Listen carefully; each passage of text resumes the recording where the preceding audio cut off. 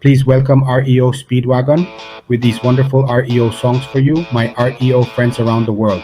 Keep in touch with the best and first REO YouTube channels from 2006 by DJ Julio from Venezuela.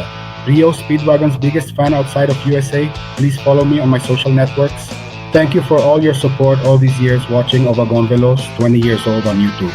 And always thinking that remember is to live again. Live every moment and love every day. Peace and love and rock and roll and REO forever. Thank you to all my friends in this wonderful world of music. Keep rocking Julio from Venezuela. Please watch the following REO video. The first time I went into the dressing room, I remember that after the concert ended, I stayed waiting and I saw, as the fans left the venue, the Poliedro de Caracas was left empty. It was impressive to see what, just minutes before, had been completely packed with over 12,000 people chanting REO Speedwagon songs in our broken English, now empty. But you could still feel the great, positive, and magical energy of what had happened there. So I stayed for a few moments watching the stage and some members of REO Speedwagon's technical crew, with whom I also managed to speak. Suddenly, the brilliant idea occurred to me to go under the stage to get to the dressing room. I saw a lot of electrical cables, and I think what I did was a bit risky, but I was determined to meet the band members. So I was able to get through without any problems, and when I was at the dressing room door, a security guard asked me for my accreditation. I told him I had come in with a friend who was a technician for the company that did the lighting, and then he left me alone. So I went into the dressing room, and some fans who were while talking to Kevin, they asked me to take their picture, so I grabbed my camera and took it.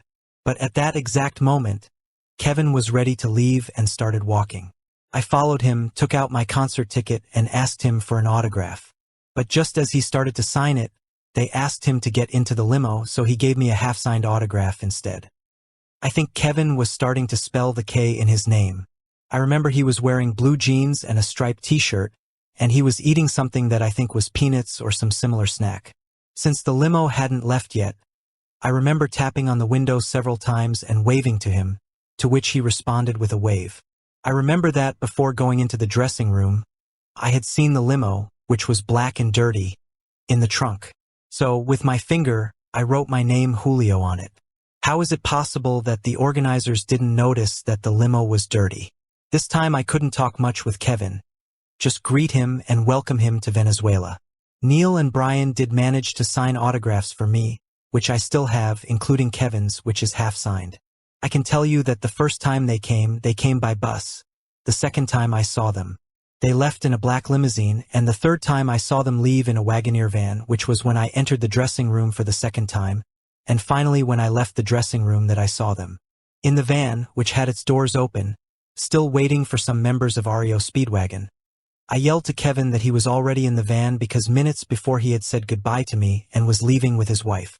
Then I yelled, "Kevin, give me a ride to the roller coaster," in my terrible English at the time, to which everyone responded with laughter. I think they found it funny that I was asking for a ride because I didn't know the meaning of all the words.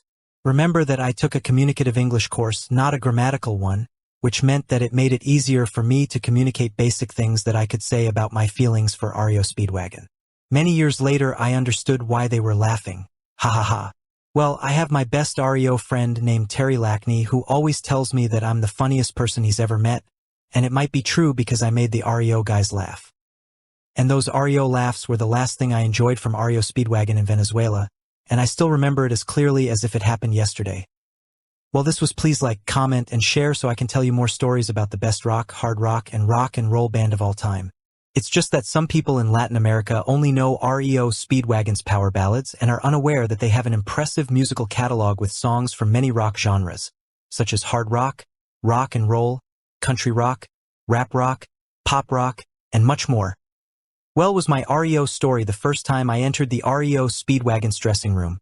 See you in the next REO video. Keep rockin' Julio from Venezuela, REO Speedwagon biggest REO fan outside of USA.